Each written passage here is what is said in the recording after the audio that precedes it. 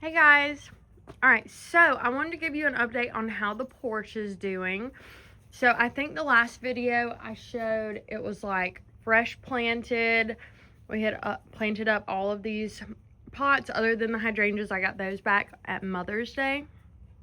And they've just dried so beautifully. Well, this one's still beautiful. The other one, I don't know. I'm about to have to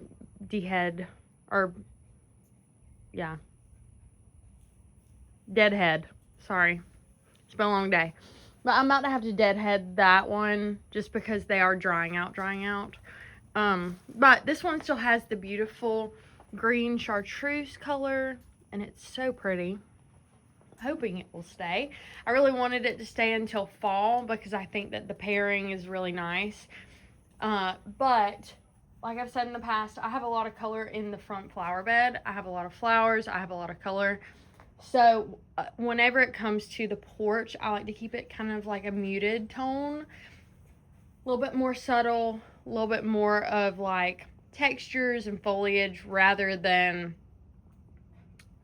like bright color, bold, tons of flowers, because I just don't want it to feel too overwhelming.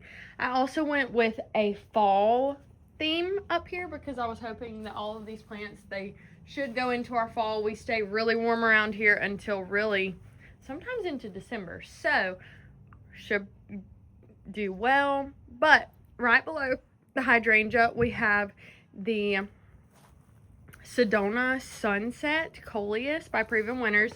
And I love how, I didn't notice, but it has this green little undertone to it, and it has like a purple too. I love it. So the new growth is like a purple, and then it has like the brownish bronze, and then and a little red really too. Like these kind of look more red, and then it has a green on some of the edges of the leaves, which goes perfectly with the green of this Creeping Jenny. So I'm so happy with this combo. I will be doing it again. I just feel like this whole like step down just screams fall, and this is starting to spill over, and it just looks so good. Let me step back so you can see it. So I just love it. I think it looks amazing, and the one on the other side actually is spilling even more. I'm going a little more crazy. So we'll go over to that side. I don't think this one has near as much green on the leaves. I don't think it gets as much sun. But you can see this one, it is, see, it's drying out. I'm going to have to cut it back, but that's okay. Because this Sedona Sunset's actually getting quite a bit taller than like the actual height of the hydrangea. So here pretty soon, I don't think you'll be able to see the hydrangea anyway, so it won't matter. I may even go ahead and put it in the, I probably won't. I'll probably leave it out here. I was going to say put it in the garage, but I don't want it to die. But this is our other Sedona Sunset. It has another little stalk forming from it, so it's going to be a 3-leafer, and it looks so good. And then, oh, it does have a little bit of green right in there. And then right below it, we have our Creeping Jenny that is just creeping down the side of that pot beautifully. And then right below that, we have our Diamond Frost Euphorbia, because I did put just a little wee bit of flower in here. Not much color though, it's white, but I figured it would be dainty and cute up here along with all the other things.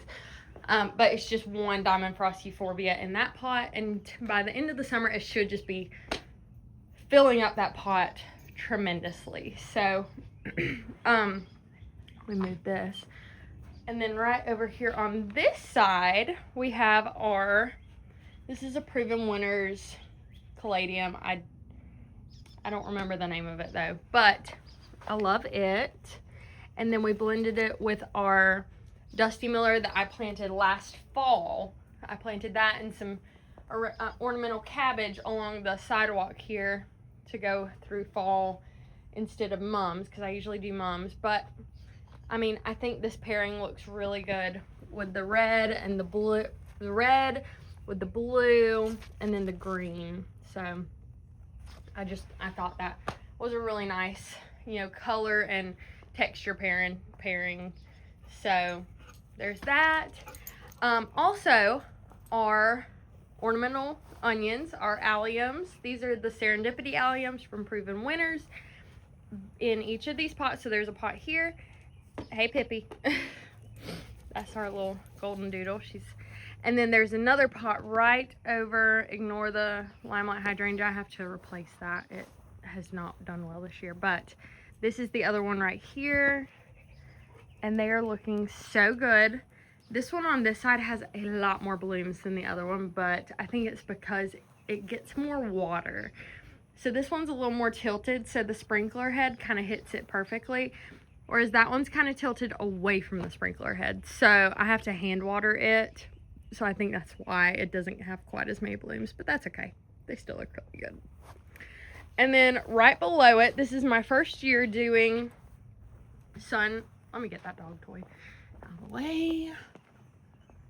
This is my first year though doing sun patiens up here at the front porch, and I am not disappointed in the slightest. So they have done so well. I am so impressed. So this is just the white sun patiens. It's very, very, very hard to find plants, especially annuals, that do well up here, because we're high heat, we're high humidity. Like, heat index will get into the 100 plus very often in our summers, and it stays that way for a very long time, and most plants just don't do well. Petunias for us are really like a cooler plant. Like, they survive well in the spring and the fall. They don't really do well in the summer here. They get very leggy, they die back. Verbena, kind of the same way. We have the problem of them getting really leggy, and then they get like the mildew, and they'll die off just because they can't tolerate our humidity. But these have done really, really well. This is a south facing, so it gets sun all day until about right now, because the sun is behind the trees there. But it has really done really well, and this is something I will repeat because they're very high performing. I'm gonna be honest with y'all, I have not put any kind of fertilizer on anything this year. I mean, other than my, the rose tone and the well, really it's just rose tone that I put on my hydrangeas and my roses like in early February. Other than that, I have not fertilized anything, and these look so good. Usually I'll put like a water soluble fertilizer on all my annuals and my containers at least once every couple weeks throughout the summer, but I have yet to do that, and they're already almost touching, and these were way smaller before. So really impressed by how they have come together. So if you're in Southeast Alabama and you need a good annual that tolerates really, really well in the sun in the summer, sun patiens, that's where it's at. And then really, I mean, our roses up here have lulled out pretty good. The lemon coral sedum, it's hard for me to pull it out just because of how long it's been in there and how many plants I've taken to make it look like this. But I'm not happy with how it looks. So ultimately what's probably going to happen is I pull it all out, fill back up the pots with dirt here because the soil level has dropped so low, it's crazy.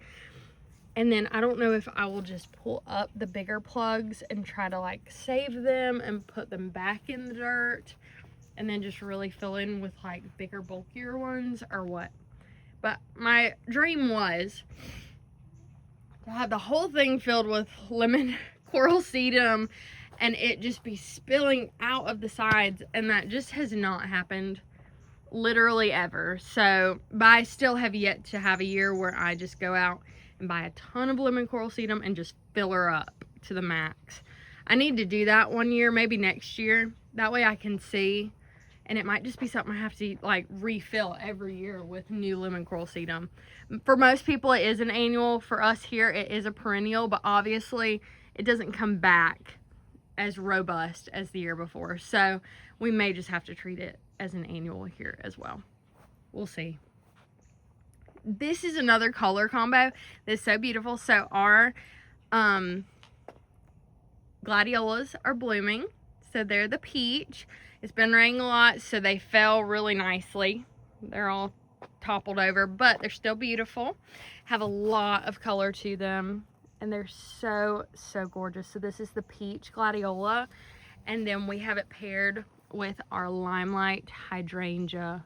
Oh, this pairing, y'all, is just stunning. Like, I don't think there's any more beautiful pairing than this peach with these. Let me see if I can pull one up here without breaking it. But the peach with the limelight hydrangea color. I mean, look at that. Look at that color combo. It's absolutely stunning. I love it. And I love when hydrangeas, the limelights are just coming out and there's still that chartreusey lime green color. It's one of my favorite plants of all time. Doesn't do great up here in this front flower bed. That one's doing okay this year. This one, not so great. And these have been in the ground now for 6 years. 6 growing seasons. And that's as big as they've gotten. And they've gotten, I don't know, like that one's half dead. I need to pull it out and replace it. This one, it's gotten leggy, but it's just not. Neither one of them have been great. So I'm thinking they're kind of sunk whenever I move the pine straw around them and then put down the rose tone in the spring. It's pretty sunken. So I'm thinking since this one's still okay, I may try to pull it out because it's very sandy here. So I'll try to pull it out without disturbing the roots too much. Replace it with some dirt and then try to, like, you know, bring it back up to soil level to match the rest of the flower bed. And then that one, probably just replace it. I'll probably do that in the fall though, just because I would hate to replace it mid, you know, growing season with it being as hot as it is now in the, you know, in June. So I'll probably do that in the fall. I'll replace that one with a limelight just because that is my, I just can't give up my limelights. I have 3 of them and I can't give them up. Cannot. And then we have this beautiful drift rose here. That is looking so good. They're kind of in lull at the moment, but they'll come out and look beautiful. And then this is the view. So just ignore the 4-wheeler and the little kid toys. I have 2 sons. But the sunshine ligustrum at the end and just the white sun patiens and those alliums. Or no, yes, the alliums. And then the limelights and the fountain. I mean, it all just looks so, so beautiful. And I love it. These are my dad's lights. So my dad and brother, they have the Nightscapes outdoor lighting. And these have been in the ground for 5 years. They do amazing. They're the brushed bronze, I think. Or brushed copper, maybe. But we love them. And then I'll give you a quick update around the flagpole and then we'll be done. Alright, so right over here, shout out to my husband for his beautiful lawn here. He works hard on it, so I need to give him his praises. Alright, so we have another light that's lighting up the flagpole. But we have our agapanthus that are around it. And then right below it, we have our beautiful lantana. So these are the tricolored lantana. They're the orange, pink, and yellow. And they look really good this year. They haven't grown a ton because I'm hoping one day they'll grow to the size of the ones along the driveway over there. But they look better because last year, for some reason, their leaves, I don't know, their leaves had something wrong with them. But they had some kind of disease or something, but this year they look a whole lot better. So really happy with that. And I love the color pairing of this with the agapanthus. I was going kind of red, white, and blue theme for the flag, but pink, yellow, and this bluish purple, you know, works pretty well. But I think that is all I'm going to show you today. I hope you guys are having a wonderful week, and I will see you in the next one. Bye.